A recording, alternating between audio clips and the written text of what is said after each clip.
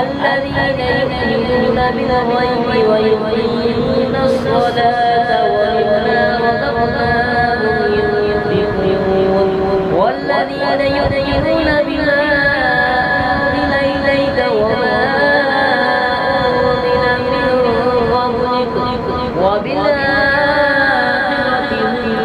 يوقنون أولئك على هدى من ربهم وأولئك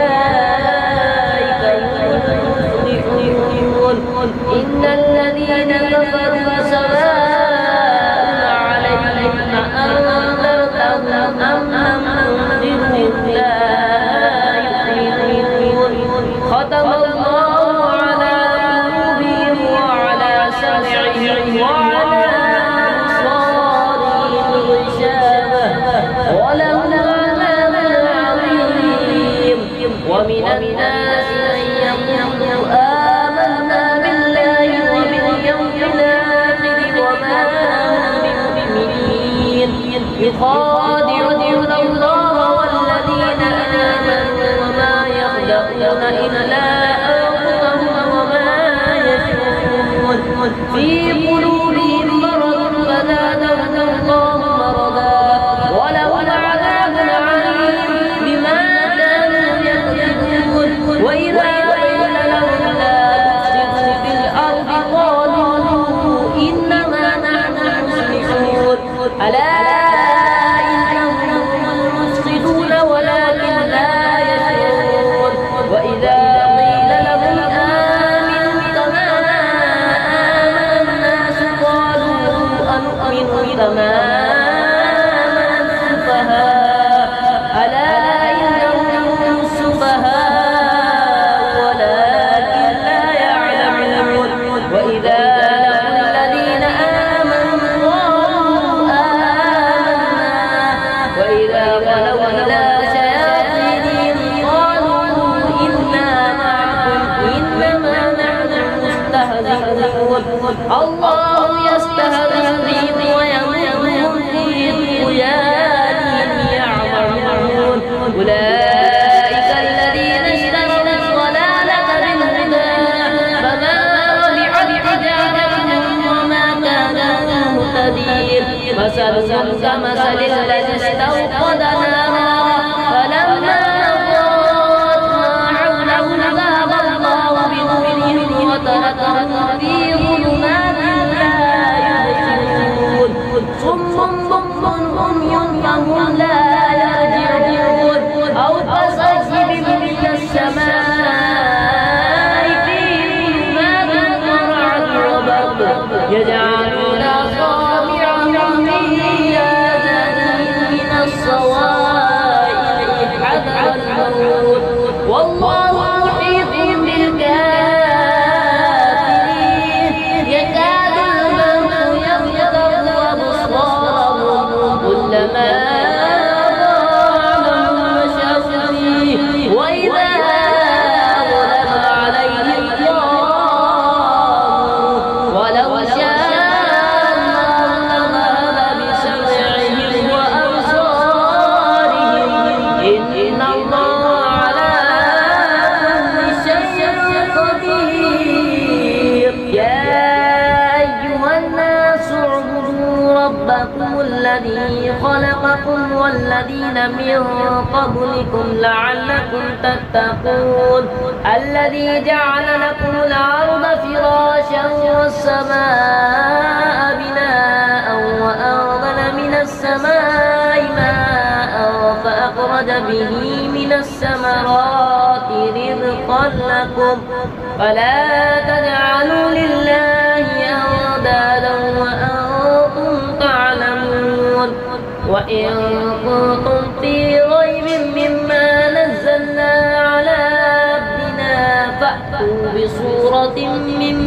بمثله وادعوا شهداءكم من دون الله إن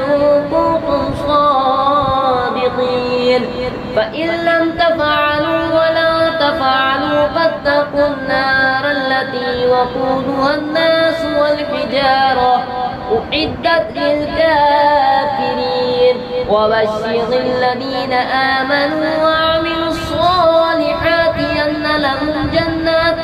تجري من تحتها الأنهار كلما رزقوا منها من ثمرة رزقا قالوا هذا الذي رزقنا من قبل وأتوا به متشابها ولهم فيها أزواج مطهرة وهم فيها خالدون إن الله لا يستحيي أن يضرب مثلا ما بعوضة فما فوقها فأما الذين آمنوا فيعلمون أنه الحق من ربهم وأما الذين كفروا فيقولون ماذا أراد الله بهذا مثلا يضل به كثيرا ويهدي به كثيرا وما يضل به إلا الفاسقين الذين ينقضون عهد الله من بعد ميثاقه ويقطعون ما أمر الله به أن يوصل ويفسدون في الأرض أولئك هم الخاسرون كيف تكفرون بالله وكنتم أمواتا فأحياكم ثم يميتكم ثم يحييكم ثم إليه ترجعون هو الذي خلق لكم ما في الأرض جميعا ثم استوى إلى السماء فسواهن سبع سماوات وهو بكل شيء عليم وإذ قال ربك للملائكة إني جاعل في الأرض خليفة قالوا وتجعل فيها من يفسد فيها ويسفك الدماء ونحن نسبح بحمدك ونقدس لك قال إني أعلم ما لا تعلمون وعلم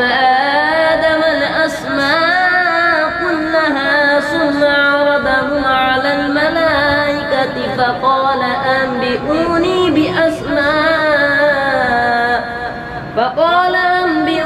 بأسماء هؤلاء إن كنتم صادقين قالوا سبحانك لا علم لنا إلا ما علمتنا إنك أنت العليم الحكيم قال يا آدم أنبئهم بأسمائهم فلما أنبأهم بأسمائهم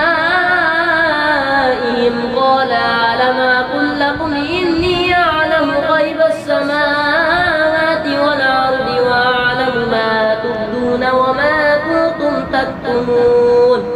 وإذ قلنا للملائكة اسجدوا لآدم فسجدوا إلا إبليس أبى واستكبر وكان من الكافرين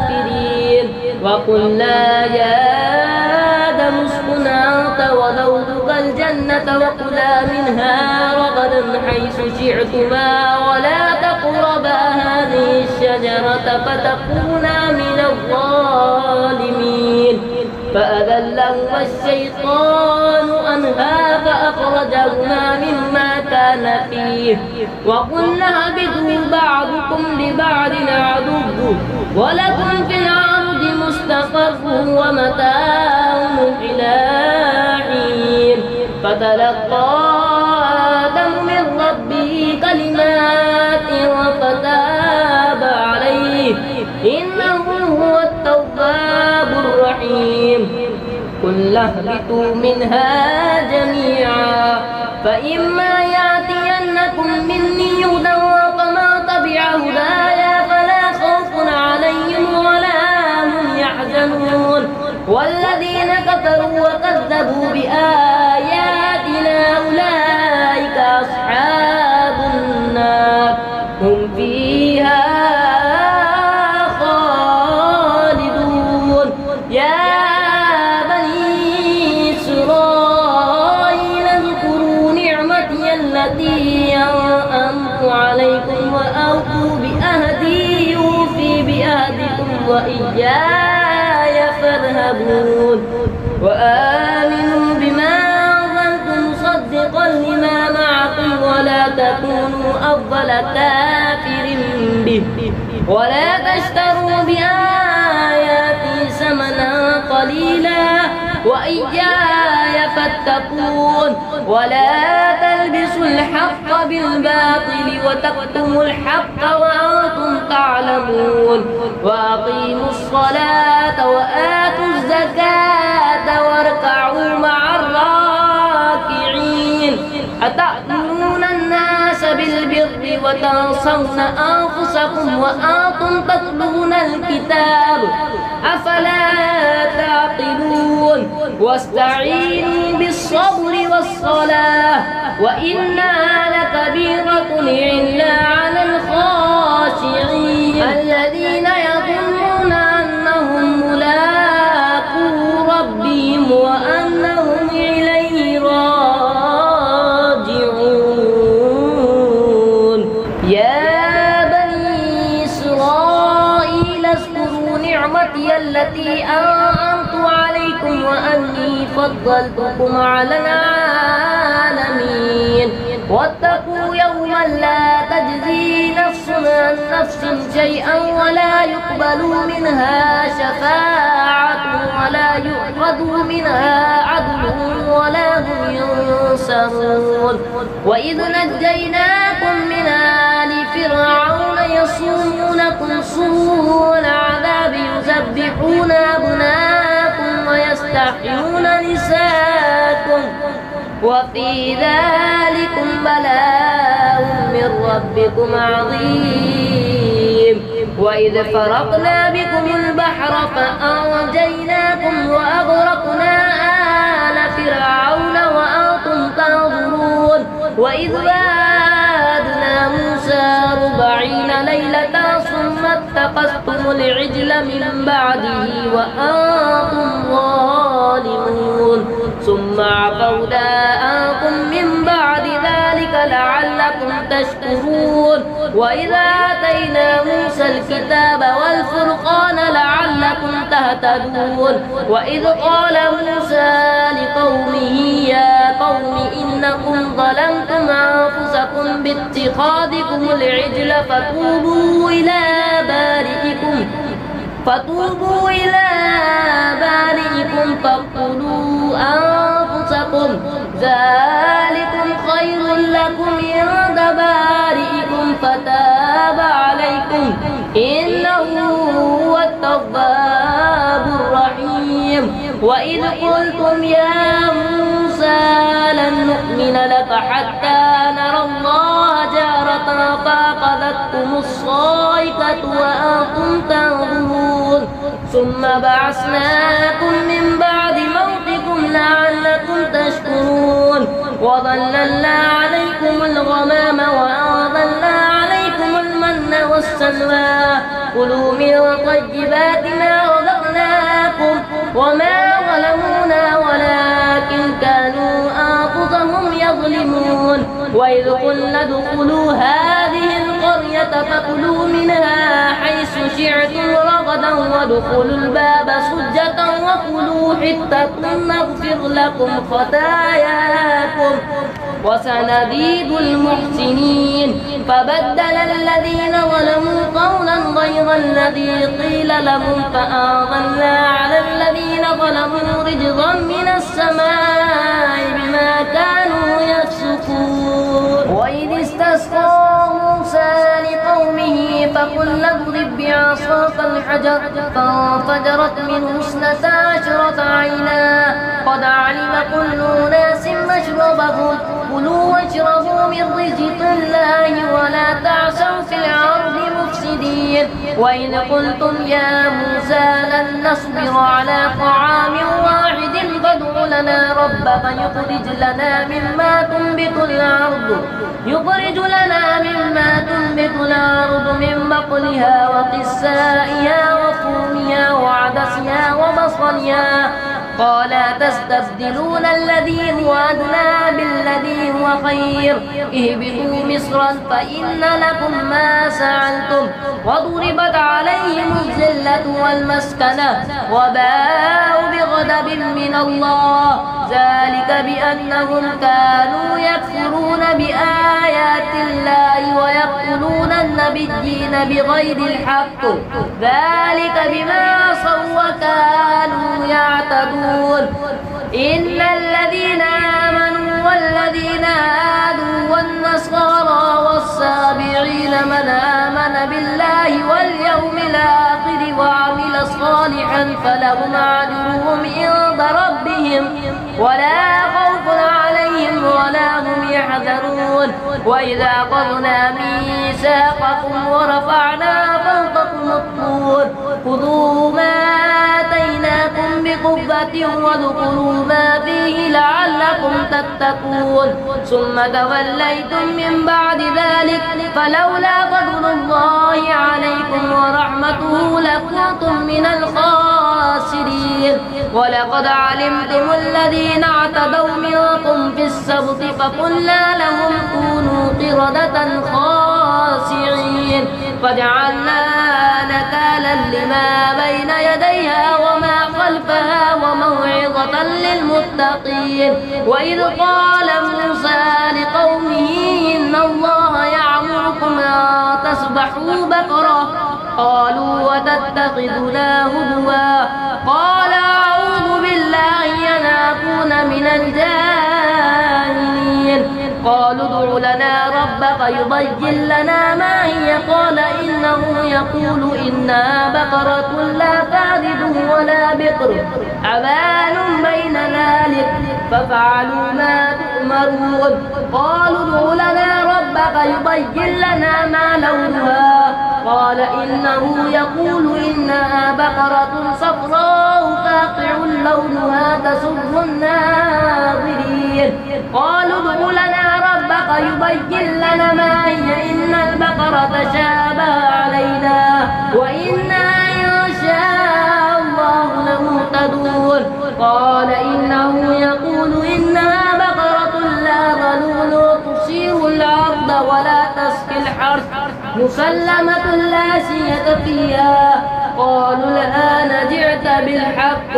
فسبحوها وما كادوا يفعلون إذ قتلتم نفسا فادارعتم فيها والله مخرج ما كنتم تكتمون فقلنا اضربوه ببعضها كذلك يحيي الله الموتى ويريكم آياته لعلكم تعقلون ثم قست قلوبكم من بعد ذلك فهي كالحجارة أو أشد قسوة وإن من الحجارة لما يتفجر منه الأنهار وإن منها لما يشقق فيخرج منه الماء وإن منها لما يهبط من خشية الله وما الله بغافل عما تعملون أفتطمعون أن يؤمنوا لكم وقد كان فريق منهم يسمعون كلام الله ثم يحرفونه من بعد ما قالوه وهم يعلمون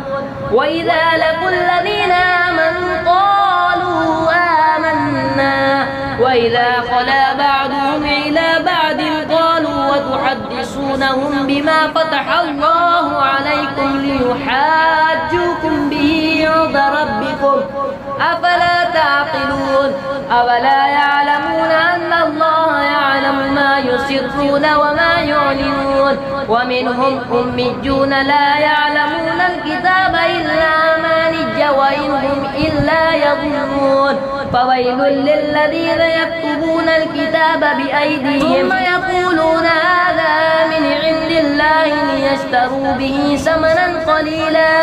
فويل لهم مما كتبت أيديهم وويل لهم مما يكسبون. وقالوا لا تمسنا النار إلا أياما معدودة قل اتخذتم عند الله عهدا فلن يخلف الله عهده أم تقولون على الله ما لا تعلمون بلى من كسب سيئة وحاطت به خطيئته فأولئك أصحاب النار هم فيها خالدون. والذين آمنوا وعملوا الصالحات أولئك أصحاب الجنة هم فيها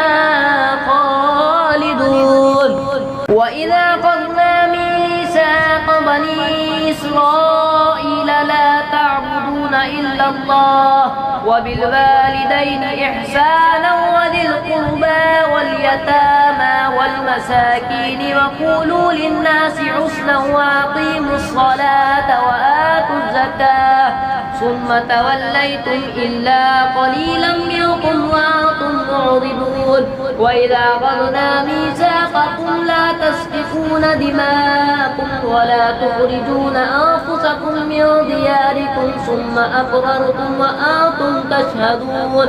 ثم أنتم هؤلاء تقتلون أنفسكم وتخرجون فريقا منكم من ديارهم تظاهرون عليهم بالإثم والعدوان وإن يأتوكم أسارى تفادوهم وهو محرم عليكم إخراجهم أفتؤمنون ببعض الكتاب وتكفرون ببعض فما جزاء من يفعل ذلك منكم إلا خزي في الحياة الدنيا ويوم القيامة يردون إلى أشد العذاب وما الله بغافل عما تعملون. أولئك الذين اشتروا الحياة الدنيا بالآخرة فلا يخفف عنهم العذاب ولا هم ينصرون. ولقد آتينا موسى الكتاب وقفينا من بعده بالرسل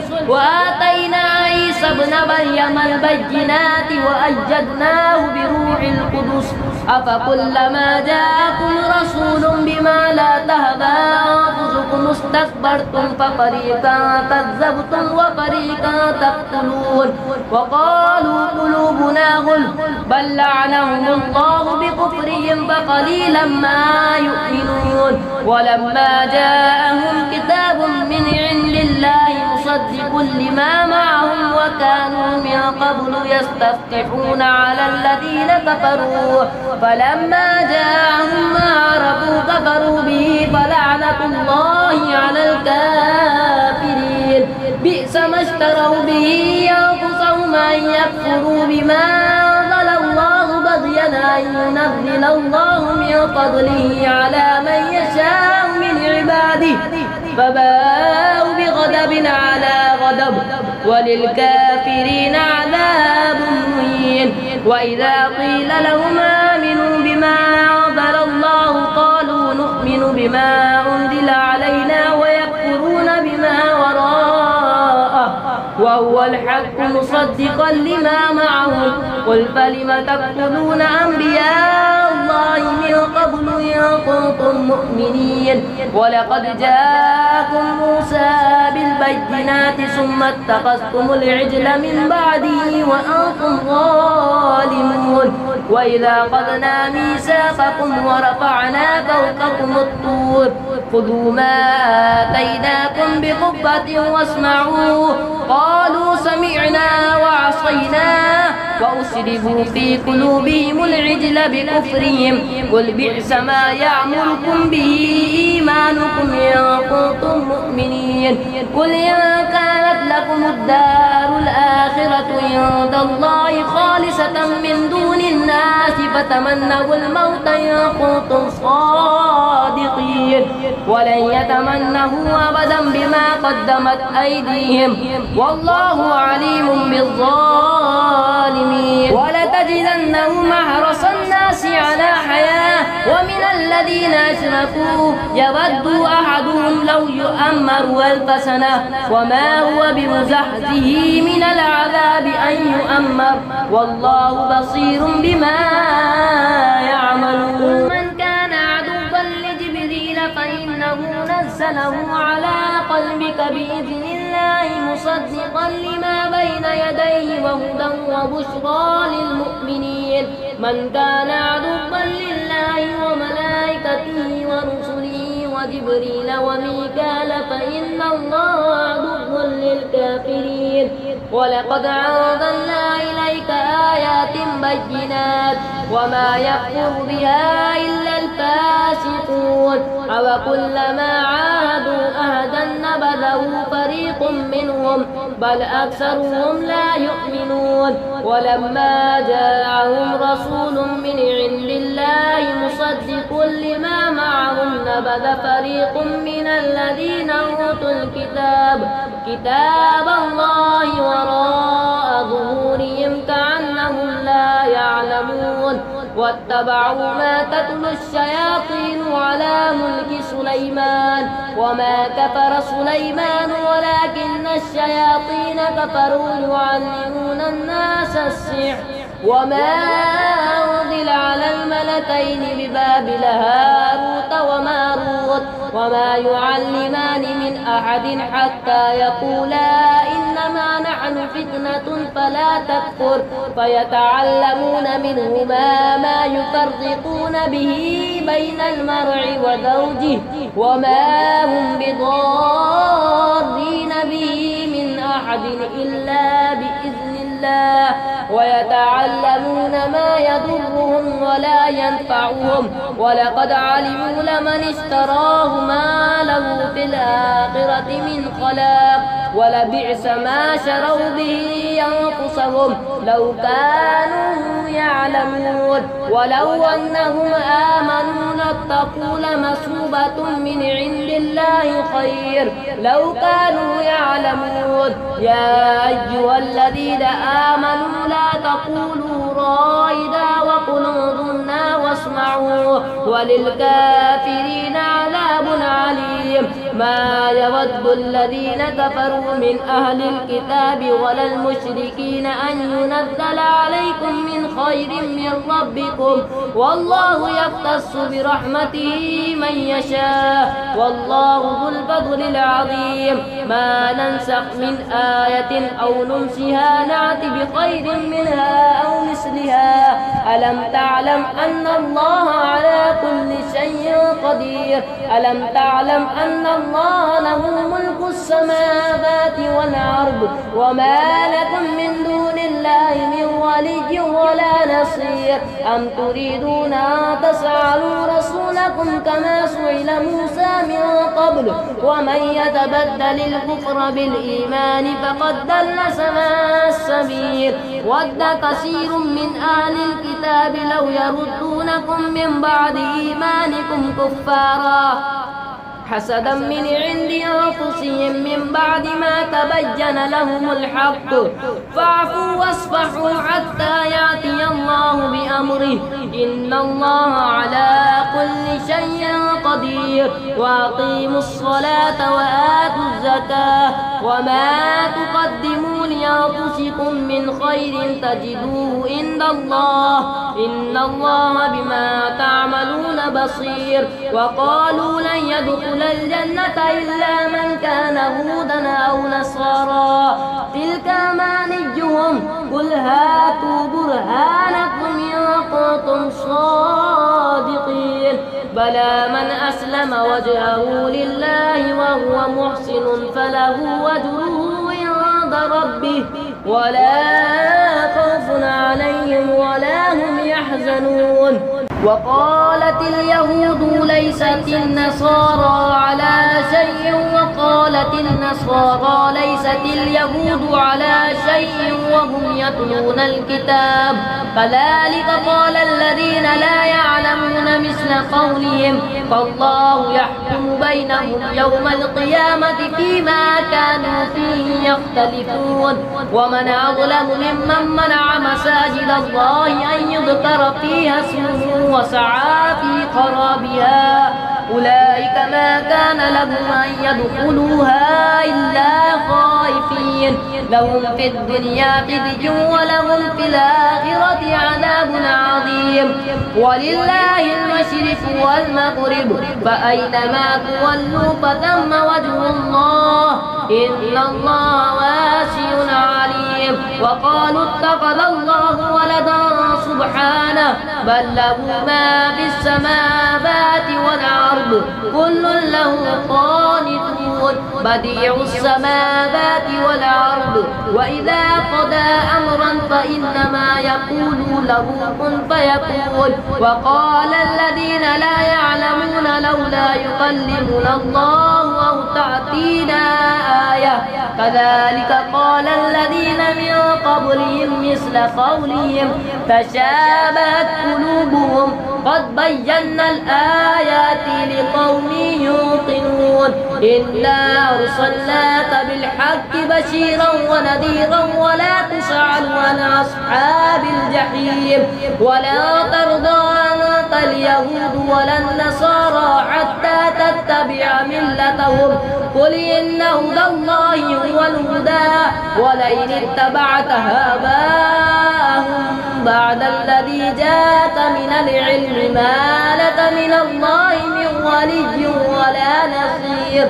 الذين آتيناهم الكتاب يتلونه حق تلاوته أولئك يؤمنون به ومن يكفر به فأولئك هم الخاسرون يا بني إسرائيل اذكروا نعمتي التي أنعمت عليكم وأني فضلتكم على العالمين واتقوا يوما لا تجزي نفس عن نفس شيئا ولا يقبل منها عدل ولا تنفعها شفاعة ولا هم ينصرون وإذ ابتلى إبراهيم ربه بكلمات فأتمهن قال إني جاعلك للناس إماما قال ومن ذريتي قال لا ينال أهد الظالمين وإذ جعلنا البيت مثابة للناس وأمنا واتخذوا من مقام إبراهيم مصلى وعهدنا إلى إبراهيم وإسماعيل أن طهر بيتي للطائفين والعاكفين والركع السجود وإذ قال إبراهيم رب اجعل هذا بلدا آمنا وارزق أهله من الثمرات من آمن منهم بالله واليوم الآخر قال ومن كفر فأمتعه قليلا ثم أضطره إلى عذاب النار وبئس المصير وإذ يرفع إبراهيم القواعد من البيت وإسماعيل ربنا تقبل منا إنك أنت السميع العليم ربنا واجعلنا مسلمين لك ومن ذريتنا أمة مسلمة لك وأرنا مناسكنا وتب علينا إنك أنت التواب الرحيم ربنا وابعث فيهم رسولا منهم يتلو عليهم آياتك ويعلمهم الكتاب والحكمة ويزكيهم إنك أنت العزيز الحكيم ومن يرغب عن ملة إبراهيم إلا من سفه نفسه ولقد اصطفيناه في الدنيا وإنه في الآخرة لمن الصالحين إذ قال له ربه أسلم قال أسلمت لرب العالمين ووصى بها إبراهيم بنيه ويعقوب يعقوب يا بني إن الله اصطفى لكم الدين فلا تموتن إلا وأنتم مسلمون أم كنتم شهداء إذ حضر يعقوب الموت إذ قال لبنيه ما تعبدون من بعدي قالوا نعبد إلهك وإله آبائك إبراهيم وإسماعيل وإسحاق إلها واحدا ونحن له مسلمون تلك أمة قد خلت لها ما كسبت ولكم ما كسبتم ولا تسألون عما كانوا يعملون وقالوا كونوا هودا أو نصارى تهتدوا قل بل ملة إبراهيم حنيفا وما كان من المشركين قولوا آمنا بالله وما أنزل إلينا وما أنزل إلى إبراهيم وإسماعيل وإسحاق ويعقوب والأسباط وما أوتي موسى وعيسى وما أوتي النبيون من ربهم لا نفرق بين أحد منهم ونحن له مسلمون فإن آمنوا بمثل ما آمنتم به فقد اهتدوا وإن تولوا فإنما هم في شقاق فسيكفيكهم الله وهو السميع العليم صبغة الله ومن أحسن من الله صبغة ونحن له عابدون قل تحاجوننا في الله وهو ربنا وربكم ولنا أعمالنا ولكم أعمالكم ونحن له مخلصون أم تقولون إن إبراهيم وإسماعيل وإسحاق ويعقوب والأسباط كانوا هودا أو نصارى قل أنتم أعلم أم الله ومن أظلم ممن كتم شهادة عنده من الله وما الله بغافل عما تعملون تلك أمة قد خلت لها ما كسبت ولكم ما كسبتم ولا تسألون عما